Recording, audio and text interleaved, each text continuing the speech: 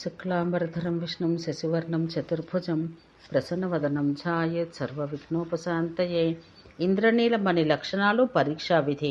ఎక్కడ సింహళ దేశపు రమణులు లవలి అనే సుగంధిత పుష్పాలతో వాటి వాసనలతో మనసును దోచే వృక్షాలను పొగడలను తమ కరాగ్రాల స్పర్శచే కరుణిస్తుంటారో అక్కడ మహాదాత బలాసురుని వికసిత కమల సదృశ శోభలతో వెలిగే కన్నులు వచ్చి పడ్డాయి. రత్న సమాన కాంతులైన ఆ నేత్రప్రభతో సముద్ర తీరమంతా వెలుగులమయమై భాషించింది. అక్కడొక విశాలమైన క్షేత్రం ఏర్పడింది. అక్కడే ఇంద్రనీల మణులకు గని కూడా ఏర్పడింది. అయితే అక్కడ అన్ని మణులు లభిస్తాయి. ముఖ్యంగా అక్కడి మరకత మణులు అన్ని రంగుల్లో ఉంటాయి. శ్రీకృష్ణ బలరాములు ధరించే పట్టుపంచల వలె పచ్చగా, నీలంగా, నల్ల 9 రంగులోనూ సారంగ ధనుర్యుక్తమైన విష్ణు భగవానుని భుజకాంతులతో హాలాహలధరమైన శివుని కంఠం రంగులో కూడా ఉంటాయి. ఆ సాగర తీరానికి అక్కడ పర్వతానికి నడుమ ఉన్న క్షేత్రం ఎన్నో జాతి రత్నాలకు నిలవగా మారింది. వాటిలో కొన్ని తేట నీటి తరంగాల తెలుపుతో ప్రకాశించగా, కొన్ని మయూర వర్ణంలో దర్శనమిస్తాయి. మరికొన్ని నీటి బుడగల వలె ఉండగా, ఇంకొన్ని కోయిల గొంతు వలె నిగనిగలాడతాయి.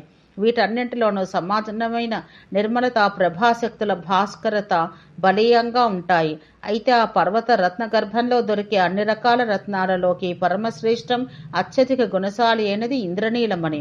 ఈ మణుల్లో మట్టి మరకలు, మలినాలు ఉండిపోయినవి, కరకరమని శబ్దం వచ్చేవి, నీలాకాశాన్ని కప్పే నల్లమబ్బుల రంగున్నవి మంచివి కావు. అవి వర్ణదోష దూషితాలు. వీటి మధ్యలోనే రత్నశాస్త్ర కోవిదులు ప్రశంసలతో ముంచెత్తే ఇంద్రనీలమణులు ఎక్కువగా జన్మిస్తాయి. పద్మరాగమణిని ధరిస్తే కలిగే సత్ఫలితాన్ని ఇంద్రనీలమణి ధరించిన వారికి కలుగుతుంది. ఈ మణిలో కూడా 3 జాతులున్నాయి. మణి యొక్క రత్న పరీక్ష కూడా రెండింటికి ఒక్కటే. అగ్ని పరీక్ష మణి నిర్ధారణకి మాత్రమే చెయ్యాలి, కానీ మణిని మరింత వన్నెచిన్నలతో శోభిలేలా చెయ్యడానికి అగ్నిలో వెయ్యకూడదు. దానివల్ల మొదటికే మోసం వస్తుంది. సద్గుణయుక్తమైన మణి దూషితమై తనను అగ్నిలో అతిగా వేయించిన వానికి, వేసిన వానికి కీడును కలిగిస్తుంది. గాజు, కలువ, గన్నేరు, స్ఫటిక, వైఢూర్యాది మణులు ఇంద్రనీలమణి యొక్క పోలికలతో, గుణాలతో ఉన్నా కూడా రత్నశాస్త్రజ్ఞులు ఇంద్రనీలమణి వైపే మొగ్గు చూపుతారు. అందుకే వీటిని క్షుణ్ణంగా పరీక్షించాలి.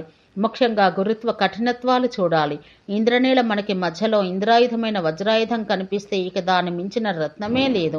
ఒక ఇంద్రనీలమణి తీసుకుని దానికి 100 రెట్లు పరిమాణం ఉన్న స్వచ్ఛమైన పాలలో పడేస్తే, ఆ పాలన్నీ నీలవర్ణంలోకి వచ్చి వేస్తే అది అచ్చమైన మణి. దీని మహానీలమణి అని కూడా అంటారు. ఎలాగైతే మసాదులతో మహాగుణశాలి అయిన పద్మరాగమణిని తూస్తారో అలాగే సువర్ణ పరిమాణాలతో మహాగుణశాలి అయిన ఇంద్రనీలమణిని తూస్తారు.